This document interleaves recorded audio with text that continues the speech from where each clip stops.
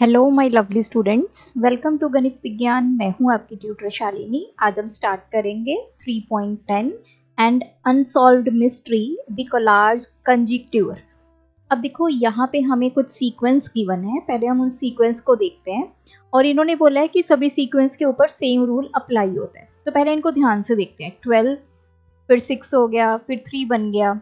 यहाँ तक हमें समझ में आया कि हमने हाफ कर दिया। 12 का हाफ 6 हो गया, 6 का हाफ 3 हो गया।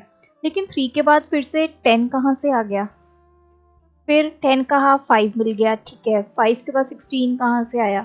इसी तरह 17 के बाद 52 आ गया। तो कुछ ये पैटर्न्स है। Do you see how this sequences were formed? क्या आपको कुछ समझ में आया कि ये सीक्वेंस कैसे बने हैं? तो देखो, मुझे इतना तो पता चल गया कि कहीं पे हाफ हो रहा है, लेकिन इसके आगे क्या हो रहा है ये हमें नहीं पता चला। तो यहाँ पे इन्होंने रूल लिखा है, 1 स्टार्ट विद एनी नंबर। अब किसी भी नंबर से स्टार्ट करो। इफ नंबर इज इवन, अगर नंबर इवन है, टेक हाफ ऑफ इट, तो उसको हाफ कर दो। If the number is odd, multiply it by 3 and add 1। Repeat. तो रूल क्या कहता है कि अगर आपका नंबर इवन आ गया तो उस केस में आपने उसका क्या करना है? हाफ करना है। In case your number is odd, तो आपने क्या करना है? उसको 3 से मल्टीप्लाई करना है, फिर उसमें +1 करना है। तो यहाँ पे देख लेते हैं। जैसे ये इवन नंबर है, इसका हाफ किया 6 आ गया, 6 फिर से इवन है, इसका हाफ किया 3 आ गया। अब 3 हमारा ऑड नंबर है। अब हमने क्या किया? इस 3 को 3 से मल्टीप्लाई किया, +1 किया। 3 इंटू 3 9 +1 क्या आ गया? 10। फिर 10 फिर से हमारा इवन नंबर है, हाफ हो गया, 5 आ गया। यस, तो ये रूल तो हमें समझ में आया क्या अप्लाई हो रहा है। नेक्स्ट इसने लिखा है, notice that all 4 sequences above eventually reached the number 1। कहते कि जब आप ये रूल अप्लाई करते जाओगे तो लास्ट में सभी कहाँ पे ख़त्म हो रहे हैं? 1 के ऊपर ख़त्म हो रहे हैं। तो हमने देखा अगर हम ये सेम रूल अप्लाई करते हैं तो एंड में हमारा क्या आ जाता है? 1। तो ये जो हमारी अनसॉल्व्ड मिस्ट्री है ये अभी तक ऐसे ही है। आप कोई भी नंबर ले लो, अगर ये रूल आप उस पर अप्लाई करते हो तो हमेशा आपका एंड किस नंबर से होगा? 1 के साथ होगा। तो 1937 में ये इन्वेंट हुआ था। जर्मन मैथमेटिशियंस थे लोथार कोलार्ड्स, जिन्होंने ये रूल बनाया और उन्होंने देखा कि हर बार हम कहाँ पे पहुंच रहे हैं? 1 पे पहुंच रहे हैं। हम किसी भी नंबर से शुरू करें, एंड कहाँ पे हो रहा है? 1 पे हो रहा है। अभी तक ये जो प्रॉब्लम है ये अनसॉल्व्ड है। अभी किसी मैथमेटिशियन को नहीं पता चला ये क्यों हो रहा है। नेक्स्ट है हमारे पास, make some more Collatz sequence like those above starting with your favourite whole number. Do you always reach 1? तो हमें ये एक्टिविटी करनी है। इन्होंने बोला है कि आप अपने किसी भी फेवरेट नंबर से स्टार्ट करो। So let's start with 9। अब 9 क्या है? हमारा ऑड नंबर है। ऑड नंबर के केस में क्या था? इस ऑड नंबर को 3 से मल्टीप्लाई करो, +1। 9 3 दा 27 +1, अगला नंबर हमें मिल गया 28। 28 अब इवन नंबर है। इवन नंबर को क्या करना है? हमने हाफ, तो मैंने इसको हाफ कर दिया, 14 आ गया। 14 अगेन इवन है, इसको हाफ किया, 7 आ गया। 7 हमारा ऑड नंबर है, तो ऑड नंबर पे मैं एरो लगाती जाऊंगी। ये ऑड नंबर है, इसको 3 से मल्टीप्लाई किया, 21 +1 किया, 22। 22 हमारा इवन नंबर है, इसको हाफ कर देंगे, 11 आ जाएगा। 11 फिर से क्या है? ऑड। मल्टीप्लाई बाय 3 करो, 33 +1 34। ये फिर से इवन, इसको हाफ करेंगे, 17 आ गया। ये ऑड नंबर बन गया। अब इसको 3 से मल्टीप्लाई किया, 51 +1 किया, 52। ये इवन, इसका हाफ किया, 26, इसका हाफ किया, 13। 13 फिर से ऑड। 13 इंटू 3 39 +1 40। 40 का हाफ 20, 20 का हाफ 10, 10 का हाफ 5। ये फिर से हमें ऑड नंबर मिल गया। 5 को 3 से मल्टीप्लाई किया, 15 +1 क्या आ गया? 16। 16 का हाफ किया 8, इसको हाफ किया 4, 4 को हाफ किया 2, 2 को हाफ किया 1। अब देखो हमने 9 से स्टार्ट किया था, कहाँ पहुँच गए हम? 1 पे पहुँच गए। तो इसी तरह आप भी अपने फेवरेट नंबर्स के साथ स्टार्ट कर सकते हैं और आप देखिए क्या आप भी 1 पे पहुंचते हैं। देन उन्होंने बोला do you believe the conjecture of Collatz that all such sequences will eventually reach 1, why और वाई नॉट। यस, जितने भी सीक्वेंस हम लेंगे वो हमेशा 1 पे ही पहुंचेंगे अगर हम ये सेम रूल अप्लाई करेंगे। उसके बाद है 3.11 सिंपल एस्टिमेशन। अब देखो हमारे सराउंडिंग में बहुत सारी चीज़ें होती हैं जिनका हमें कुछ नंबर बताना होता है। अब आपके क्लास में स्टूडेंट्स हैं तो आप डेली स्कूल जाते हैं तो आपको एग्जैक्ट नंबर ऑफ स्टूडेंट्स पता होंगे कि आपकी क्लास में इतने स्टूडेंट्स हैं। अब बाहर से कोई पर्सन आएगा आपकी क्लास के स्टूडेंट्स को देखेगा तो वो एक एस्टिमेट वैल्यू बताएगा कि हाँ इस क्लास में 40 स्टूडेंट्स बैठे होंगे, तो इसको हम बोलते हैं एस्टिमेशन। अब आपको अपनी क्लास के बारे में पता है, अगर आपसे कोई पूछे कि आपके पूरे स्कूल में कितने स्टूडेंट्स हैं, आप क्या बोलो कि हमारे स्कूल में अप्रॉक्सीमेटली 500 स्टूडेंट्स हैं, तो आपने ये एस्टिमेट करके बोला, आपने एग्जैक्ट वैल्यू नहीं बताई, आपने बोला कि ये वैल्यू हो भी सकती है नहीं भी हो सकती या इसके आसपास कोई वैल्यू हो सकती है, इसको बोलते हैं हम एस्टिमेशन। तो रियल लाइफ में हम बहुत बार एस्टिमेशन को यूज़ करते हैं। कई बार आपने अपने पेरेंट्स की बात सुनी होगी, कई बार वो डिस्कस करते हैं कि किसी चीज़ का प्राइस कितना होगा, तो वो एक एस्टिमेट लगा लेते हैं कि हाँ इसका प्राइस इतना होगा। जैसे सपोज आपने घर बनाना है तो आप एक एस्टिमेट लगा लो कि घर बनाने के लिए हमें इतने लाख उस पर लग जाएंगे, तो वो एक मतलब काइंड ऑफ एक ऐसी फिगर जो एग्जैक्ट नहीं है लेकिन उसके आसपास की आपने अमाउंट या फिर वो वैल्यू बता दी है। इसी तरह यहाँ पे अलग एग्जांपल ली गई है। पेरोमिताज क्लास सेक्शन हैज 32 चिल्ड्रन। ये एक बच्चे का नाम है, उसकी क्लास में 32 बच्चे हैं। जो बाकी 2 सेक्शंस हैं उसमें 29 और 35 हैं। अब यहाँ पे क्या बोला है, उसने एस्टिमेट करके बता दिया कि टोटल जो बच्चे हैं वो अप्रॉक्सीमेटली 100 के आसपास हैं। तो उसने इन सबको प्लस करके एग्जैक्ट नंबर नहीं बताया लेकिन उसने बोल दिया कि 100 के आसपास उसके पूरे सेक्शंस में बच्चे हैं। अब वो तो है क्लास 6 में। इसी तरह उसके स्कूल में 7 to 10 तक क्लासेस हैं, 3-3 सेक्शन हैं। तो उसने ये बताया कि उसके स्कूल में राउंड ऑफ करके अप्रॉक्सीमेटली 500 स्टूडेंट्स जो हैं वो पढ़ते हैं। तो इसको बोला जाता है एस्टिमेट। एस्टिमेट जब भी आपने लगाना है तो ऐसा नहीं है कि वैल्यू सिर्फ जैसे आपकी क्लास में बैठे 40 बच्चे हों या 43 हों, आप एस्टिमेट लगा रहे हो 100 का, so that will be wrong. Estimate जो वैल्यू होती है वो हमेशा आसपास की वैल्यू होती है, थोड़ा बहुत ऊपर नीचे हो सकती है। आप 45 बोल सकते हो, 50 बोल सकते हो, 40 बोल सकते हो। ऐसे नहीं है कि 42 बच्चे हैं आप बोल दो 100 बच्चे बैठे हैं। तो इसी के अब हम करेंगे फिगर इट आउट। तो it's a kind of fun exercise है। तो जो आपको समझ में आता है, जिस तरह का आप एस्टिमेट लगाना चाहते हैं वो आप यहाँ पे लगा सकते हैं। सो फर्स्ट क्वेश्चन है steps you would take to walk. तो कितने स्टेप्स लोगे from the place you are sitting to the classroom door. जहाँ पे आप बैठे हो, मतलब आपने ये एस्टिमेट लगाना है क्लास में से, आप क्लास के अंदर बैठे हो, क्लासरूम के डोर तक जाने के लिए आपको कितने स्टेप्स लगेंगे।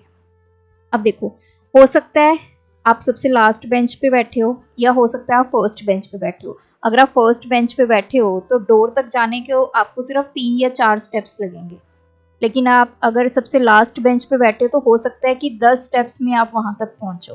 तो ये एस्टिमेट है, तो मैंने लिख दिया 8 कि हम 8 स्टेप्स लेंगे और अपने क्लासरूम के डोर तक पहुँच जाएंगे। Across the school ground from start to end. जो आपके स्कूल का ग्राउंड है, स्टार्टिंग से आपने यहाँ से अगर स्टार्ट हो गए तो यहाँ से घूम के वापस यहाँ आने तक आप कितने स्टेप्स लोगे। तो ये डिपेंड करता है आपके स्कूल के ग्राउंड पे वो कितना बड़ा है और आप कितनी स्पीड से स्टेप्स ले रहे हैं, स्टेप्स बड़े ले रहे हैं, छोटे ले रहे हैं। तो मतलब ये पूरा मतलब एक तरह की ऐसी एक्सरसाइज है जिसमें आपने गेस करना है। थर्ड है from your classroom door to the school gate. Classroom के डोर से लेके स्कूल गेट तक हो सकता है आप 40 स्टेप्स में पहुंच जाओ, हो सकता है 50 लो, तो ये अप्रॉक्सीमेट वैल्यू आपने लिखनी है। From your school to your home, तो स्कूल से आपने घर तक आना है। अगर स्कूल बहुत दूर है, हो सकता है आप 500 स्टेप्स में पहुंचो, हो सकता है किसी का बिल्कुल घर पास में है, वो सिर्फ 100 स्टेप्स में पहुंच जाए। तो अप्रॉक्सीमेट कोई वैल्यू आपने दे देनी है। देन है number of times you blink your eyes और the number of breaths you take. कितनी बार आप आईज को ब्लिंक करते हो और कितनी बार सांस लेते हो 1 मिनट के अंदर। अब मान लीजिए मैंने 1 मिनट में 11 टाइम्स ब्लिंक किया, लेट अस सपोज। फिर उसने पूछा इन एन आवर। अब देखो ऐसा तो है नहीं 1 मिनट में मैं 11 बार कर रही हूँ। अब 1 घंटे में 1 आवर में कितने मिनट्स होते हैं? 60 मिनट्स। तो अगर मैं 1 मिनट में 11 टाइम्स ब्लिंक कर रही हूँ तो 60 मिनट में मैं कितनी बार करूँगी?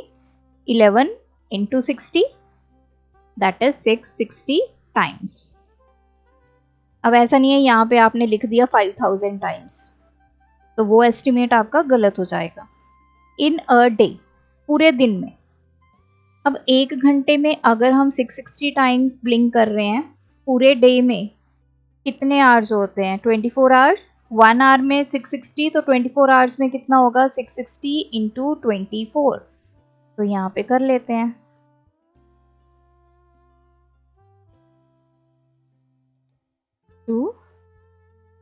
ये आ गया 4, सो पीछे आ जाएगी एक 0, ये वाली। तो इसको आप अप्रोक्सीमेटली 16,000 टाइम्स भी लिख सकते हो। ठीक है, तो इस तरह आपने इसका एस्टिमेट लगाना है। Name some objects around you that have few thousand in number. कोई ऐसी चीजें जो आपके आसपास हों और अगर आप उनको काउंट करो वो थाउजेंड्स में हो। तो ऐसी कौन सी चीजें हो सकती हैं? फॉर एग्जाम्पल पल्सेस आपके घर में रखी हुई, राइस हो गई, तो वो 1000 में हो सकता है ना। सपोज 10 kg राइस है या 5 kg है, उसको काउंट करना स्टार्ट करो। देन है मोर देन 10,000 इन नंबर, जैसे स्टार्स हो गए। तो ऐसे ही आपने कुछ ऑब्जेक्ट्स जो हैं उसका एस्टिमेट यहाँ पे लिखना है। नेक्स्ट है estimate the answer, try to guess within 30 seconds. चलिए, तो ये एक्टिविटी आप अपने फ्रेंड्स के साथ भी प्ले कर सकते हैं। Number of words in your maths notebook. अब देखो आपकी मैथ की नोटबुक में अगर हम एक पेज पे देखें तो अप्रोक्सीमेटली हम लगा लेते हैं कि 300 वर्ड्स हैं एक पेज पे। ठीक है, तो कितने आपके हो सकते हैं? सपोज कीजिए उसमें आपके 300 पेजेस हैं, तो 300 इंटू 300 हो गया।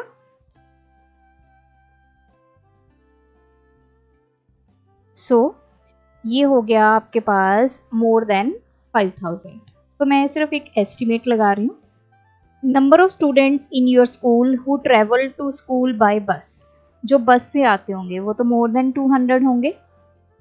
थर्ड है Roshan wants to buy milk and 3 types of fruit to make fruit custard for 5 people.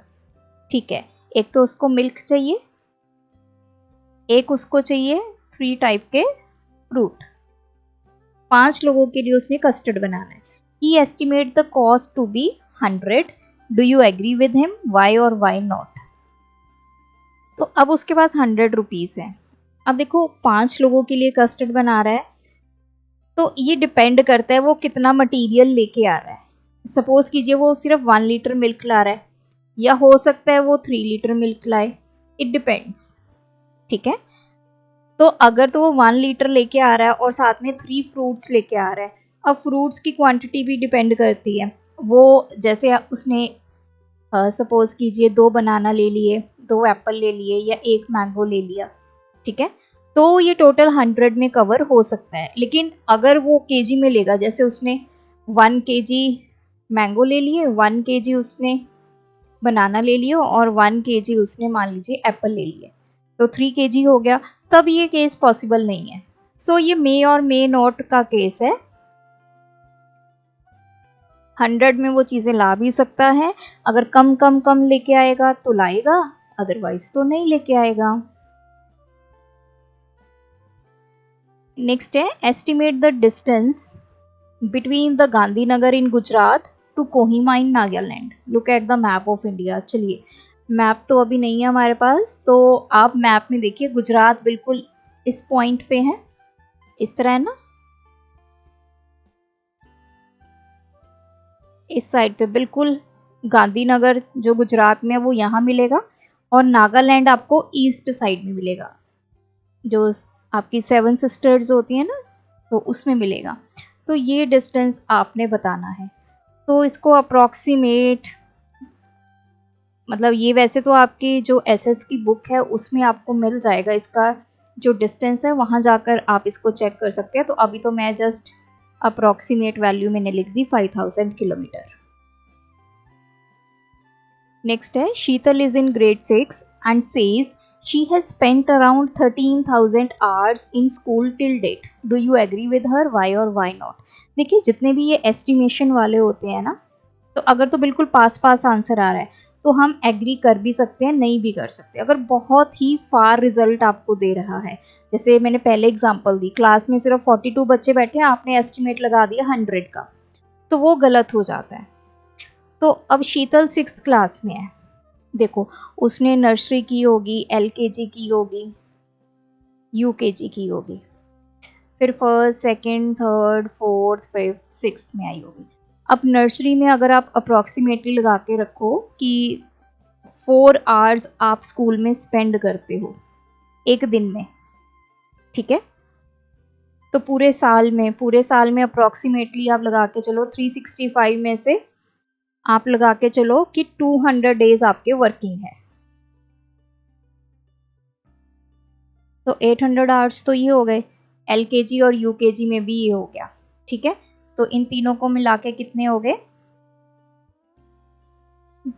इतने 2400। अब आते हैं फर्स्ट पे। फर्स्ट पे डिपेंड करता है कि आप 6 आवर्स स्कूल जा रहे हैं या 8 आवर्स जा रहे हैं। मान लीजिए आप 8 आवर्स जा रहे हैं,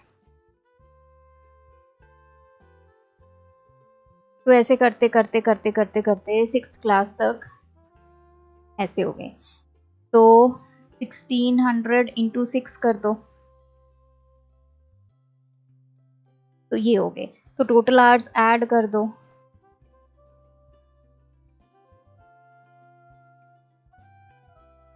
तो हमारे पास आ रहे हैं 12,000 आवर्स। तो हो भी सकता है ये भी हमारे पास, मतलब अप्रॉक्सीमेटली उतनी ही वैल्यू जनरेट हो रही है, सिर्फ 1000 आवर्स का डिफरेंस है। तो कई स्कूल्स होते हैं, जैसे मैंने यहाँ पे 8 आवर्स लिए हैं, कई स्कूल 6 आवर्स के लिए बच्चों को बुलाते हैं। So it depends. तो ये मे नॉट हो सकता है उसने 13,000 आवर्स स्पेंड किए। Question 6. Earlier, people used to walk a long distance as they had no other means of transport. पहले ज़माने में लोगों के पास कोई भी ट्रांसपोर्ट का सोर्स नहीं होता था, तो चल के जाते थे। Suppose you walk at your normal pace. अब कहते हैं कि मान लो आप अपनी नॉर्मल स्पीड पे चल के जा रहे हो। Approximately how long would it take you to go from? अब हमने बताना है कि कितना टाइम लगेगा। Your current location to one of your favorite places nearby. आप जहाँ पे हो वहाँ से आपने अपनी फेवरेट प्लेस पे जाना है। तो देखो, फेवरेट प्लेस आपकी दूर भी हो सकती है, पास भी हो सकती है, ठीक है, इट डिपेंड्स। तो फेवरेट प्लेस जैसे मेरी पार्क मान लीजिए, कोई भी हो सकती है, तो आपने वहाँ जाना है। अपनी जो करंट लोकेशन है, मान लीजिए अभी आप घर पे हैं, तो हो सकता है वहाँ जाने में 15 मिनट्स लग जाएं या 20 लग जाएं, तो ये आप अपने अकॉर्डिंग लिख सकते हैं। Your current location to any neighbouring states capital city, जहाँ पे आप हो वहाँ से आपने अपने नेबरिंग स्टेट, पड़ोसी स्टेट में जाना है। As I belong to Punjab, अब पंजाब से मुझे चंडीगढ़ जाना है, तो ये बिल्कुल पास पास में है, ठीक है। या फिर पंजाब से मुझे हिमाचल जाना है, पंजाब से मुझे हरियाणा जाना है, तो इट डिपेंड्स कि मैं किस स्टेट में जा रही हूँ। तो मुझे लग जाएंगे approximately 2 hours. The southern most point in India to the northern most, southern सबसे नीचे से लेकर बिल्कुल नॉर्थ तक इंडिया में जाने के लिए आपको कितना टाइम लगेगा? देखो अगर आप इट डिपेंड्स अपॉन दी, क्योंकि अब ये चल के जाना है, स्टार्टिंग में ही उन्होंने बोल दिया, तो यहाँ पे 2 आवर्स नहीं लगेंगे। अगर मैं चल चल के जाऊँगी 2 आवर्स तो मुझे कार में लगेंगे। तो हो सकता है मुझे चलते चलते चलते चलते 3 दिन लग जाएं। ठीक है, तो इसमें भी आपने यही बताना है कि कितना टाइम लगेगा। अगर आप वॉक करते हुए चलोगे सदर्न मोस्ट पॉइंट से नदरन मोस्ट पॉइंट पे, हो सकता है मुझे 100 डेज लग जाएं या 150 डेज लग जाएं, किसी को 200 डेज लग जाएं। So it depends. सो ये थे हमारे आज के वीडियो के क्वेश्चंस। आई होप आपको एस्टिमेशन समझ में आया और एस्टिमेट कैसे लगाना है वो भी समझ में आया होगा। अगर आपकी कोई भी क्वेरी है तो आप कमेंट ड्रॉप कीजिए।